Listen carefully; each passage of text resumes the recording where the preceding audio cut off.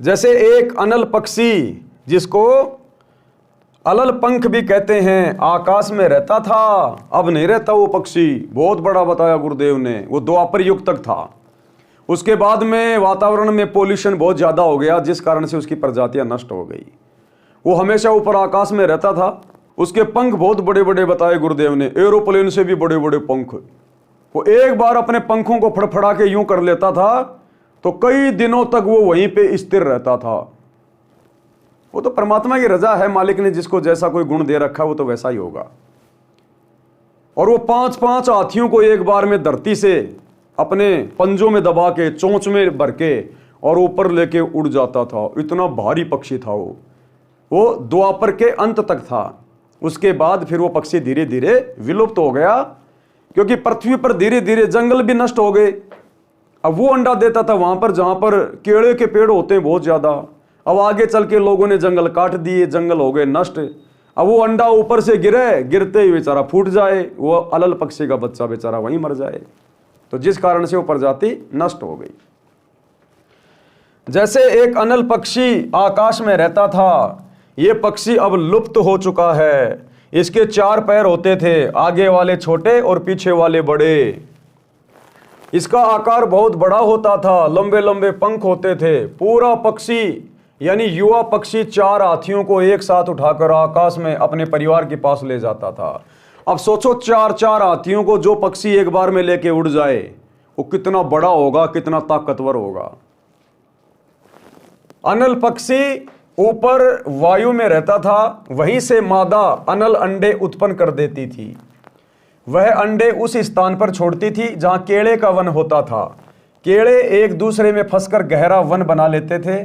हाथियों का झुंड, समूह यानी सैकड़ों हाथी भी केले के वन में रहते थे, क्योंकि हाथी केले के पेड़ को खा जाता है तथा केले के पेड़ों पर ही लेट जाता है, मस्ती करता रहता है। अलल पक्षी का अंडा वायुमंडल से गुजरकर नीचे पृथ्वी तक आने में हवा के घर्षण से पककर बच्चा तैयार हो जाता था। ये प्रोसीजर है जो परमात्मा ने सेट कर रखी है कि जैसे ही आकाश से वो अंडा मादा छोड़ेगी, वो अंडा नीचे आएगा और नीचे आते समय बीच में हवा के घर्षण से वो अंडा पक जाता था, बच्चा उसमें तैयार हो जाता था। वह अंडा केले के पेड़ों के ऊपर गिरता था। केले के पेड़ों की सघनता के कारण वह अंडा क्षतिग्रस्त नहीं होता था, अर्थात उसको कोई नुकसान नहीं पहुंचता था। केवल इतनी गति से केले के पेड़ों को तोड़कर पृथ्वी पर गिरता था कि अंडा फूट जाए। अंडे का आकार बहुत बड़ा होता था, उसका कवर भी सख्त मजबूत होता था। बच्चे के बचाव के लिए अंडे के कवर तथा बच्चे के बीच में गद्देदार पदार्थ होता था, जो पृथ्वी के ऊपर गिरते समय बच्चे को चोट लगने से बचाता था। देखो, इस परमात्मा ने हर प्राणी की सुरक्षा का इंतजाम कर रखा है। ये बंदी छोड़ने हर प्राणी की। अनल पक्षी का बच्चा पृथ्वी पर अन्य पक्षियों के बच्चों के साथ रहता था। यानी परमात्मा हमें उदाहरण दे रहे हैं, भूलना नहीं चाहिए कि भगत ने कैसा होना चाहिए, मर्तक भगत के क्या लक्षण हैं। तो एक उदाहरण है अनल पक्षी के बच्चे का। अब वो बच्चा अपने माता पिता से ऊपर से नीचे आया। अब उस बच्चे को यह भी नहीं पता, क्योंकि अंडा तो नीचे आके फूटा। अब उसको तो यह भी नहीं पता तेरे माता पिता कौन है, कहां है, लेकिन ऑटोमेटिक उसका ध्यान ऊपर अपने माता पिता की तरफ रहता है। एक क्षण भी वो बच्चा ध्यान से दूर नहीं होता।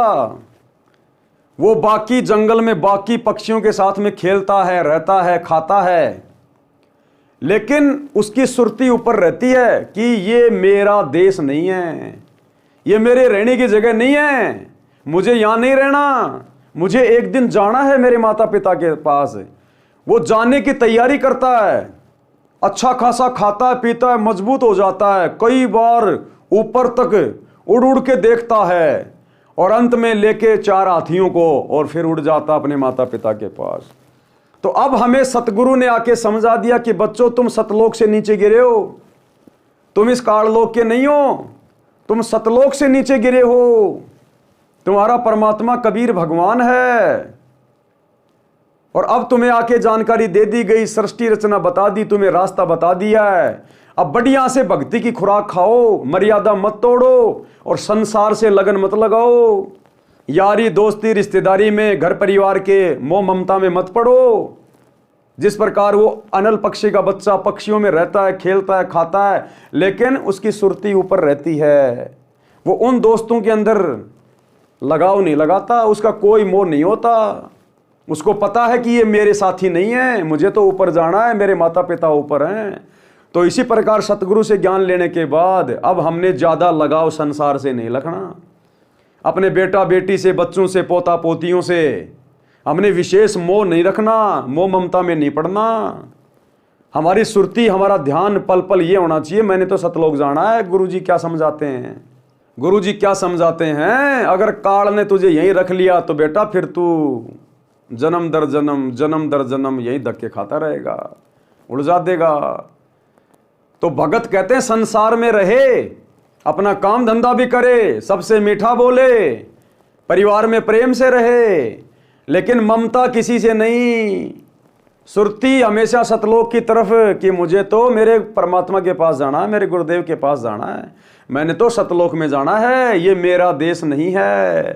तो इस प्रकार से अनल पक्षी का बच्चा पृथ्वी पर अन्य पक्षियों के बच्चों के साथ रहता था, उनसे मिलकर उड़ता था, परंतु उसकी अंतरात्मा ये मानती थी कि ये मेरा घर यानी परिवार नहीं है। और हमने ज्ञान आधार से गुरुदेव के सत्संगों से विचार करना है। और हकीकत है कि ये काल लोक हमारा परिवार नहीं है, हम तो सतलोक से आए हैं, सतलोक से, और हमने सतलोक में ही जाना है। अंतरात्मा ये मानती थी कि ये मेरा घर यानी परिवार नहीं है, मेरा परिवार तो ऊपर है, मैंने ऊपर अपने परिवार में जाना है। हम भक्तों का परमानेंट परिवार, हमारे रियल माता पिता भाई बंधु सतलोक में हैं, हमारे इंतजार में हैं। आज जो हमारा परिवार है यहाँ पर, ऐसे ऐसे तो ना जाने अरबों खरबों हमारे परिवार बन चुके हैं। यहाँ के परिवार तो यही मिट्टी में मिल जाते हैं। हमारा अविनाशी परिवार, शाश्वत परिवार सतलोक में हमारा इंतजार कर रहा है कि बच्चा खेलने गया था, अभी तक आया क्यों नहीं। इच्छा रूपी खेलन आया, ताते सुख सागर नहीं पाया। जैसे बच्चा 2-4 घंटे माता पिता की आंखों से ओझल हो जाए, यार दोस्तों के साथ में कहीं खेल रहा हो, तो माता पिता को चिंता हो जाती है कि बहुत देर हो गई, बेटा आया क्यों नहीं, कहाँ खेलने चला गया। तो गुरुदेव कहते हैं जब तुम सतलोक में जाओगे ना, और जो तुम अपने परिवार से बिछुड़ के यहाँ आ चुके हो, असंख्य जन्म हो गए तुम्हें यहाँ, जब तुम वापस जाओगे तो तुम्हारे माता पिता को, भाई बहनों को ऐसा लगेगा जैसे ये तो घंटे 2 घंटे के लिए खेलने गया था कहीं। कहते हैं इच्छा रूपी खेलन आया, ताते सुख सागर नहीं पाया। तो हमारा ओरिजिनल परिवार सतलोक में है, ये तो नकली परिवार है ना। माता पिता मिलने से पहले हमें पता था कि हमारे माता पिता होंगे, पिछले जन्म में कौन थे माता पिता, और कब तक रहेंगे ये भरोसा नहीं, और मरने के बाद ये किसके माता पिता बनेंगे ये कोई भरोसा नहीं। तो काहे का परिवार है ये? परमात्मा कहते हैं जब तक इस परिवार में है, तेरा पिछला कोई संस्कार है, भक्ति करेगा, परमात्मा उसको भी हल्का करेगा। और एक इंसान होने के नाते प्यार प्रेम से, बुद्धि विवेक का इस्तेमाल करके तू भी शांति से रह, दूसरे को भी शांति से जीने दे, और एक अच्छे से अपना टाइम पास करके और मुख्य अपनी भक्ति करके और सतलोक चलने की तैयारी कर। ये परिवार तेरी भक्ति में एक प्रकार से सहायक है। अगर प्यार प्रेम से रहेगा, घर वाले बढ़िया खाना देंगे, तेरे कपड़े धोएंगे, तू उनके लिए काम धंधा कर, 2 पैसे उनको कमा के दे, उनका भी काम चल रहा है, तेरा भी काम चल रहा है, और ज्यादा ज्यादा भक्ति करके यहां से निकल।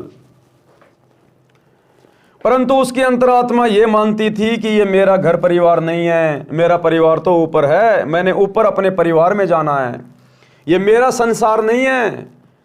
वह जब युवा हो जाता है तो हाथियों के झुंड पर झपट्टा मारता था, 4 हाथियों को चारों पंजों से उठाता था तथा एक हाथी को चोंच से पकड़कर उड़ जाता था, अपने परिवार के पास चला जाता था, साथ में उनके लिए भोजन भी ले जाता था। कबीर परमेश्वर जी ने सटीक उदाहरण बताकर भगत को मार्गदर्शन दिया है कि आप इस संसार के स्थायी वासी नहीं है। गुरुदेव ने सृष्टि रचना बता के सारा भेद खोल दिया। साहेब ने भेद दिया सब खोल अपनी सतलोक राजधानी का, कि बच्चों ये काल का 21 ब्रह्मांड तुम्हारा स्थायी घर नहीं है, ये तो जेल है, सतलोक की जेल। जो सतलोक में गलती करता है उसको यहाँ पर सजा मिलती है, इसलिए तुम यहाँ सजा भोगने के लिए आए हो, ये तो जेल है। और जेल में वो सुख वो आनंद नहीं हो सकता जो घर में होता है। इसलिए अब अपने घर चलो सतलोक, आपको ये छोड़कर जाना है। आपका परिवार ऊपर शतलोक में है, आप इस पृथ्वी के ऊपर गिरे हो। तत्व ज्ञान प्राप्त भगत के मन की दशा उस अनल पक्षी के बच्चे जैसी होनी चाहिए। जब तक सतलोक जाने का समय नहीं आता तो सांसारिक व्यक्तियों के साथ मिलकर शिष्टाचार से रहो, यानी अपने मतलब से मतलब रखो। जबरदस्ती का भाईचारा नहीं निभाना कि उनकी धर्मशाला बनवा दूं, उनका स्टेडियम बनवा दूं, वो मेरे गले में माला डालेंगे, मेरे मान सम्मान करेंगे, ये नहीं।